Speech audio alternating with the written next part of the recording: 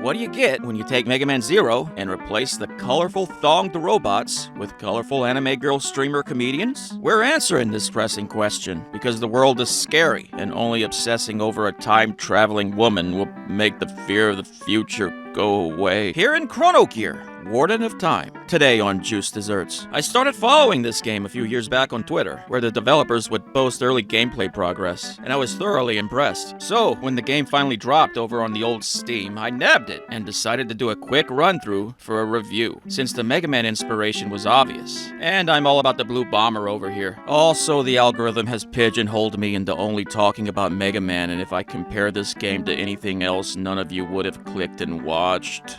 Anyway, little did I know that this would be anything but a simple little quick fan game experience. 10 hours of footage, like 40-something unique levels, hub worlds, and NPCs to interact with. This game with about the same amount of content as, say, Kirby in the Forgotten Land. I realize that simply calling this just a Hololive fan game is absolutely a misnomer. Chrono Gear here is a proper, full-blown commercial release, created by the developers of Freedom Planet. This is about as much a fan game as Sonic Mania. So, now that we got the intro out of the way, let's settle in for a hopefully brief review, shall we? No significant spoilers, don't worry. And afterwards, if it all goes well, and Kronii Senpai notices me, I could mail these Vtubers some of my spaghetti, and then they're gonna come and save me from myself, because my pills aren't working! Chrono Gear, Warden of Time, was made by a good chunk of Galaxy Trail, the developers of the not Sonic game Freedom Planet, as I said. Been meaning to play that.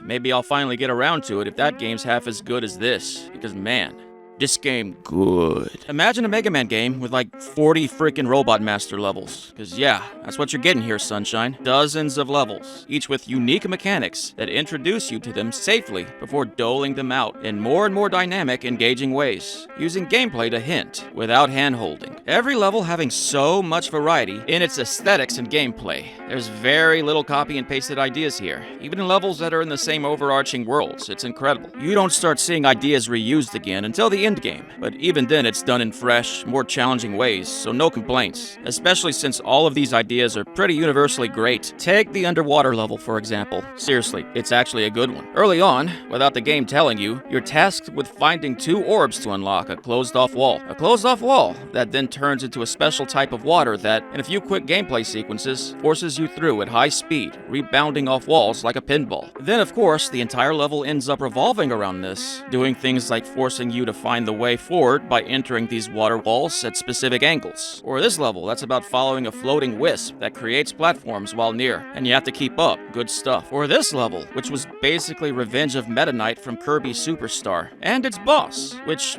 was...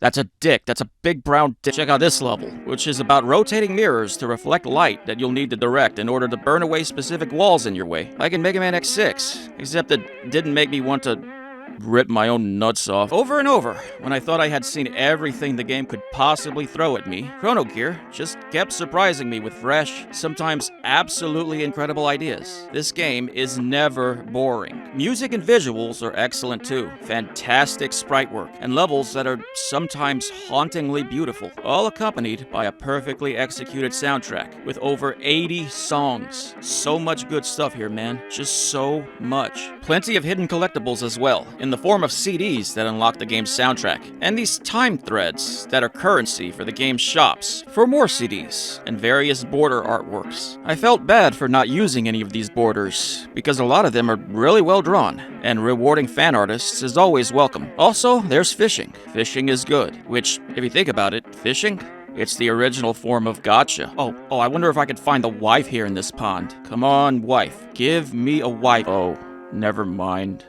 Actually, this will do. Level design gets a big thumbs up. So, let's move on to controls, powers and abilities, etc, etc. I say this game's like Mega Man Zero, cause no one will watch otherwise. But, you don't have access to projectiles. This is purely a melee-focused experience. However, much like Zero in Mega Man X7, Kronii can deflect bullets back at enemies.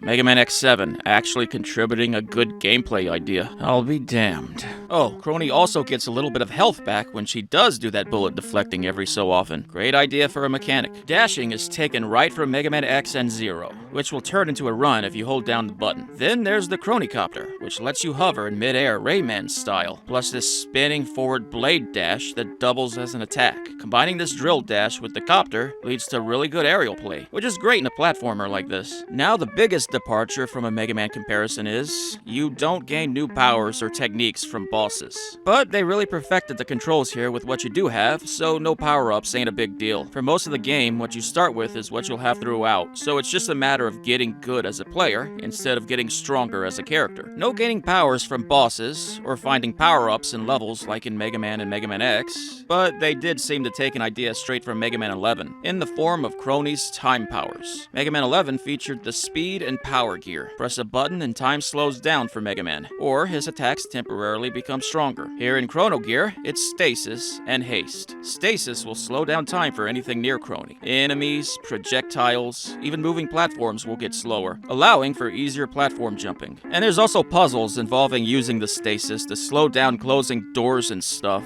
before they block off the path forward, or using the stasis to get to collectibles, stuff like that. While in stasis, Kronii can even absorb one free hit of damage, deactivating the mode instead of taking a loss to her health. And replacing Mega Man's power gear is haste, a mode that causes Kronii to double her speed in real time, even giving her access to a few new attacks. Like this cool spinning blade. Might be a hot take, but when it comes to this concept, Chrono Gear just does it better than Mega Man 11. Seriously, Mega Man 12 having this gear system would actually be an improvement. It works that well. The level design? Utterly, insanely incredible. Combat, though, a bit less so. Not bad by any stretch, but I'd say the platforming and level design is superior to the combat. That amazing aerial play is excellent with platform jumping, but when fighting against bosses and tankier enemies, it makes doing so sometimes feel floaty and imprecise. I think it's because there's no contact damage in this game. Kronii can only be hurt from touch when an enemy is in an attack animation. Otherwise, just sitting inside of a harmless hitbox and wailing away is often a legit enough strategy. Look at the game's first boss, for example. This giant robot scorpion? Huh. Zero from Mega Man did that too.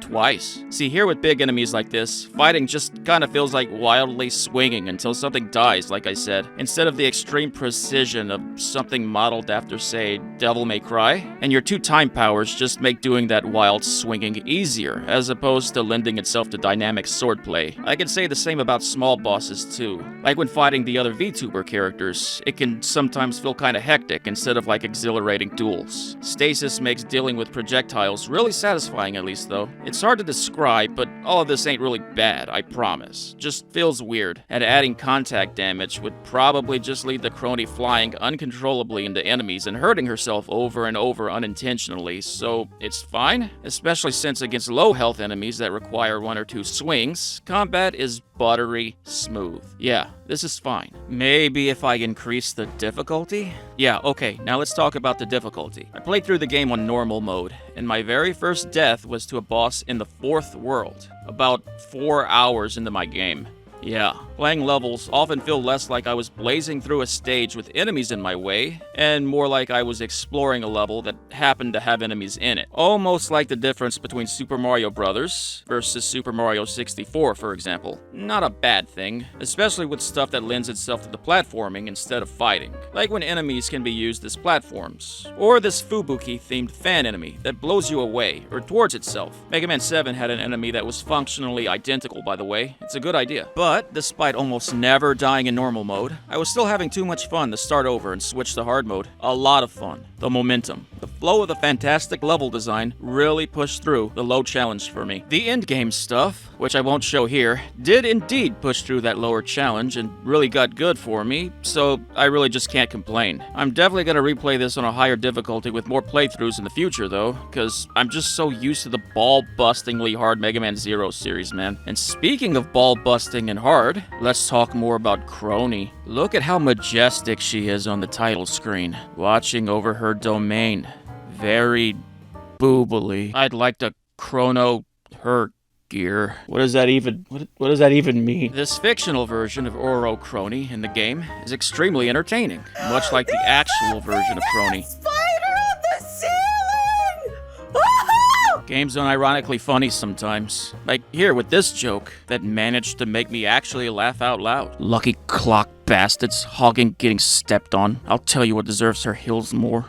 My balls. You don't need to know anything about Hololive or Vtubers to enjoy the game's plot, but it definitely helps. Someone jumping in blind would probably feel like they're playing the sequel to a game they've skipped. With all these Hololive girl cameos, but it works. The vibes here are very Shantae-esque, cute and tongue-in-cheek, until it isn't, and things get surprisingly serious. By the end of it, I was actually invested. The story legit ended up way better than it had any need to. And considering there was only so much they could really do with this story, since this is essentially fanfiction featuring fictional lore about real people, they did a damn fine good job. Story is more than fine enough, but the character writing? That's excellent. The creators definitely did their homework in getting everyone's tone right here. Good stuff. This whole game, man, it's good stuff. Chrono Gear is more than just a Hololive fan game. This is legitimately a fantastic action platformer. I dare say even one of the best I've ever played. I'm really willing to go that far with my praise here. It being also a Hololive game, on top of that, is just gravy on an already incredible lunch. Play it. By God, definitely play it. It really takes me back to the memories of when games like this, fun sprite-based 2D platformers, were released every year and were fun little romps instead of gigantic commitments. Gigantic commitments,